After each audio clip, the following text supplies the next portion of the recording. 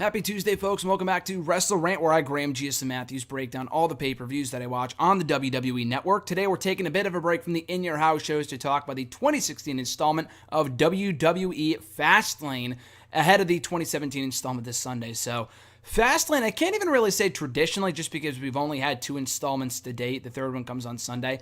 Hopefully third time's the charm, just because the last two shows have not really been all that good. They were enjoyable to an extent, but it's like this, spoiler alert, this show and last year's, or rather 2 years ago, but the one preceding this one that I'm about to review right now, were not must-see whatsoever. I said years ago, the February pay-per-views, with the exception of like some old Elimination Chamber shows and No Way Out back in the day, are largely meaningless.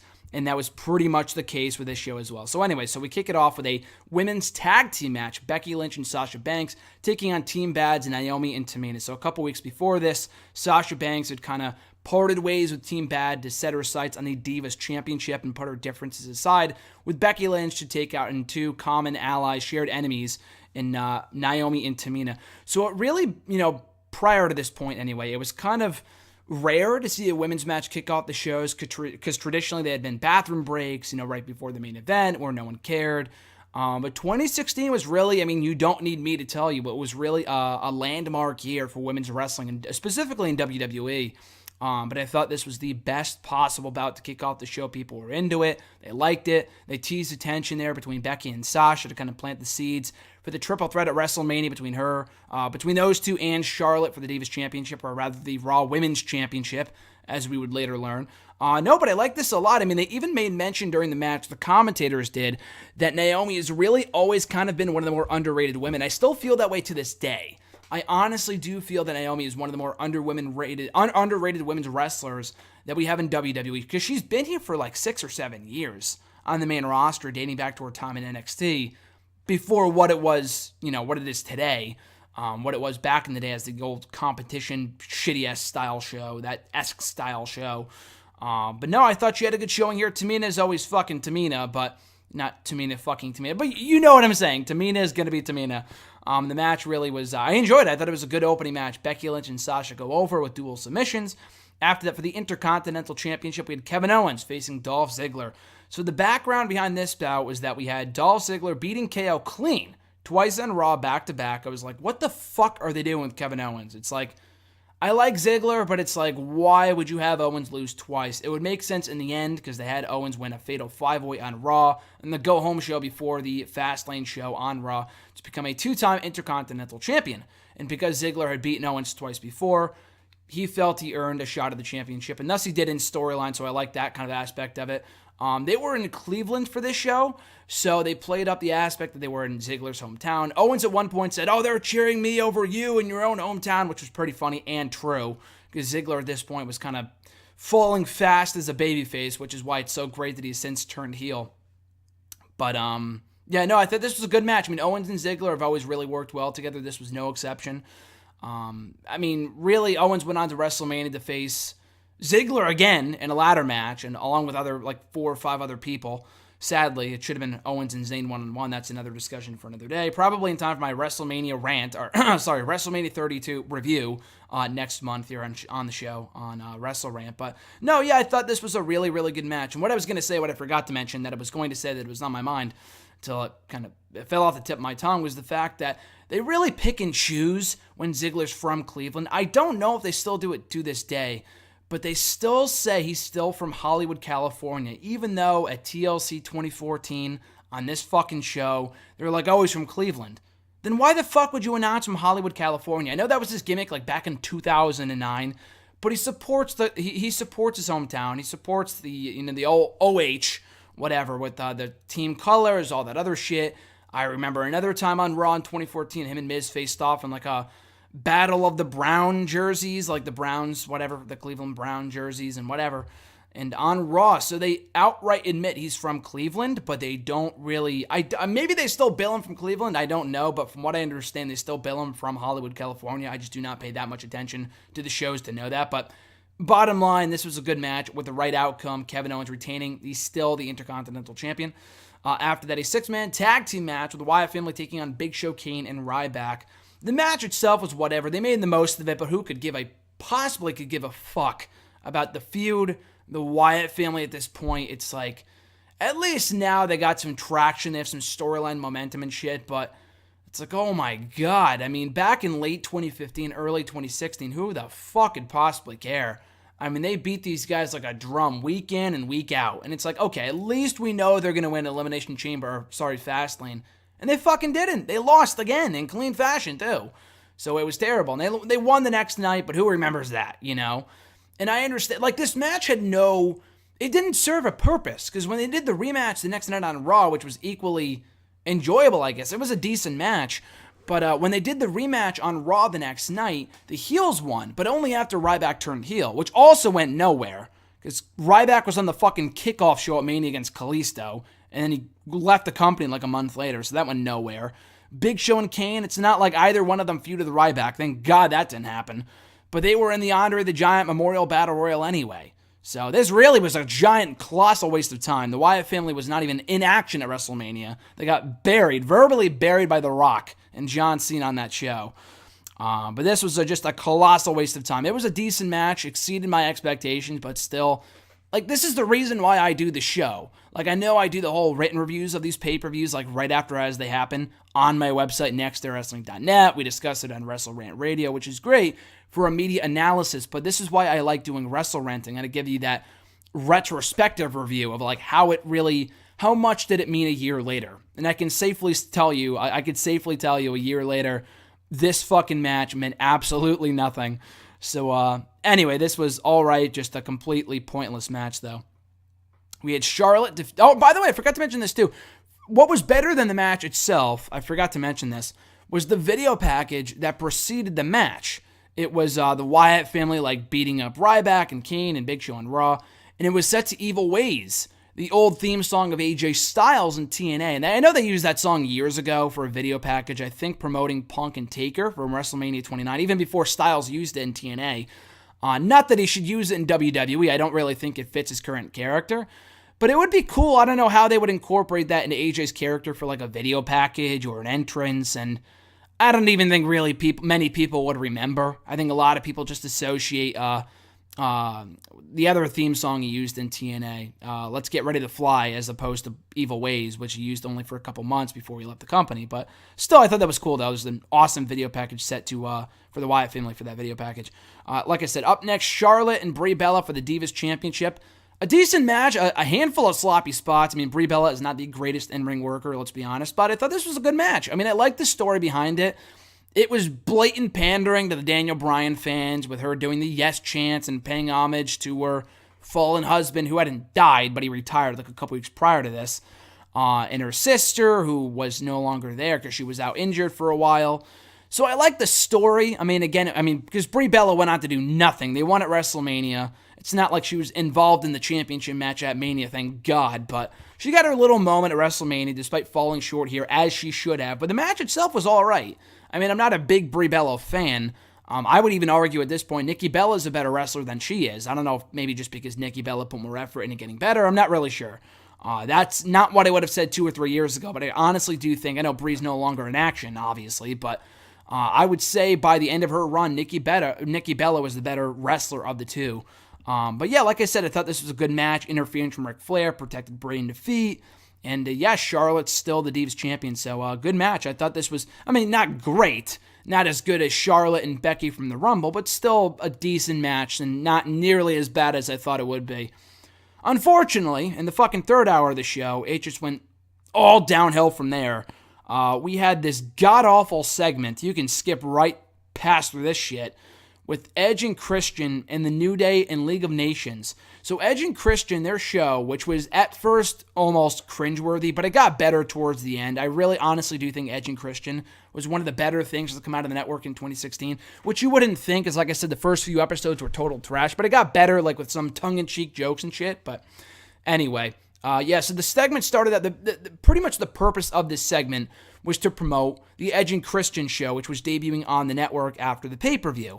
So they come out, do some comedy that really wasn't all that funny. I don't know if they got overly scripted or they were improvising or what happened, but this fell off a fucking cliff. Because the New Day come out there, whose segments back then and especially today can be very hit or miss. They're either amazingly funny or just downright deplorable. And this was definitely in the latter category. This was not good at all.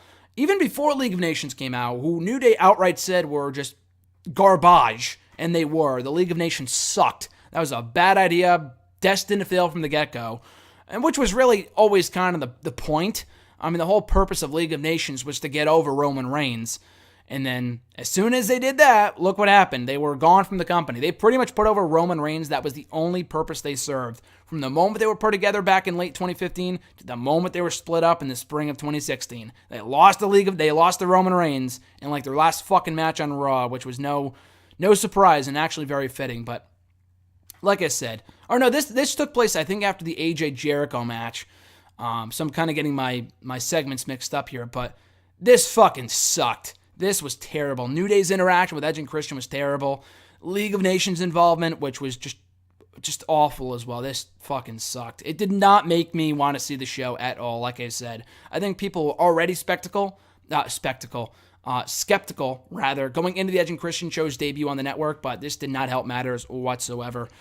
Before the show, fell off a cliff, like I said, we had AJ Styles versus Chris Jericho Part 3 after they had faced off on Raw and SmackDown, respectively, prior to this point. In a great match, not as good as I thought the SmackDown match. I think the WrestleMania match was the best of the bunch. I think a lot of people might disagree with that. I heard some not so rave reviews of their Mania match, but I enjoyed that one more than any other. Maybe just because I think people were tired of the feud by that point. But of the three they had up to this point in WWE on TV, whatever, I thought this was maybe better than their Raw match, but second to the SmackDown match because there were a couple dead points.